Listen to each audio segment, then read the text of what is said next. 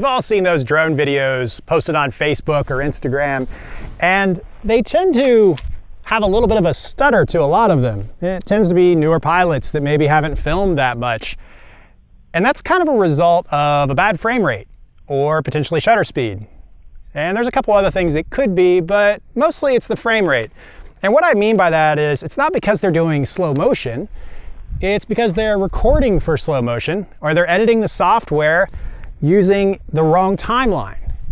See, if you set your timeline to 24 frames per second and you record at 30 frames per second, the computer is going to just pick those 6 frames and drop them.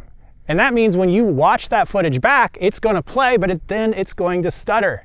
In this clip, we're recording at 30 frames per second, and we're on a 24 frame timeline. Notice the little jumps?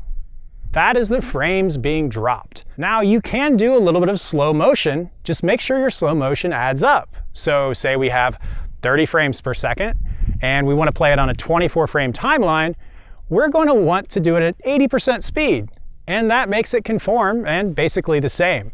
Say you want to do 60 frames per second on a 24 frame timeline, you can do that too. So check this clip out. This is 60 frames per second, slow motion, set at 40%, and that evens out and the frames work. There is another thing you could do. Say that's a little too slow and you want to speed the clip up a little bit. Well, you could set it to 80%, which turns out to be like 48 frames per second. The computer will look at that and go, I can take every other frame and it doesn't look that bad. You'll notice a little bit of jittering, but it's not as bad. And this is one of the biggest mistakes that most people make when they're filming, when they're new, whether it's a drone or any camera, but especially on drones. You'll see this all the time. And they'll blame things like, oh, you just have a cheap SD card. Well, no, that's usually not it. If it's the SD card, it's going to just cause the entire file to be corrupted. It's not going to just drop some frames because it's a little slow. It's going to corrupt the whole file. So that's not it. That's a big misconception. It could also be your shutter speed. And that's one reason we filmed out here in the middle of the day, because we wanted to talk about something else, and that is ND filters. See, with this Mavic 2, we bought this set of ND filters, which allow us to change the shutter speed to something that is a little more normal, aka the 180 rule. You've heard it before. So when we're recording at 24 frames per second, we want to set our shutter speed to 1/50. You don't really want to adjust the shutter to make the image or exposure right. So if you look at this clip, it's way overexposed. And one way to fix that is to turn the shutter speed up. If you turn that shutter speed up, what you'll start to notice is things are a little jumpy. And what's happening is each frame is too sharp and they're not blending together. We'll give you a better representation of that here in just a moment when we go to another location.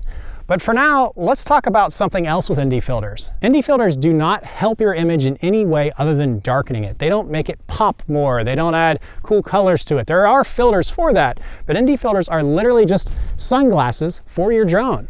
That's it. They're just sunglasses. So you want to follow the 180 rule. It's really important to do that to make your footage look smooth and cinematic.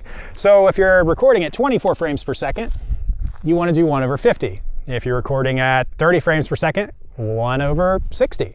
If you're recording at 60 frames per second, 1/120 or 125, depending on what you have. And that's pretty much something you want to do all the time across the board. Now, if you're going to use it for slow motion, you can mess with your shutter speed a little bit. Just experiment with that. That's a whole nother video. So now that we're done with FPV drones, let's talk a little more about shutter speed. And last night, we just happened to drive by the perfect location.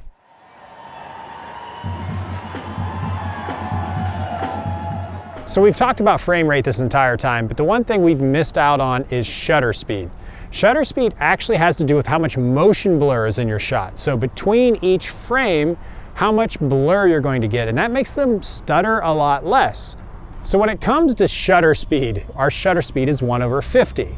We're filming at 24 frames per second, which means that it's pretty much in the 180 rule.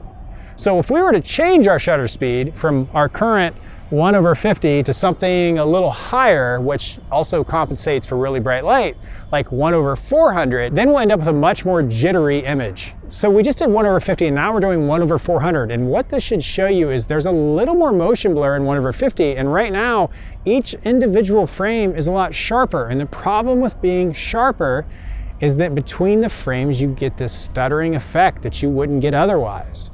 So there's a reason people use ND filters on a bright day, because while a higher shutter speed will darken the image, a lower shutter speed will make the image smoother and blend together better. So you get less stuttering in your footage. So while frame rates are a huge part of all of this, shutter speed also has a major effect on your final product.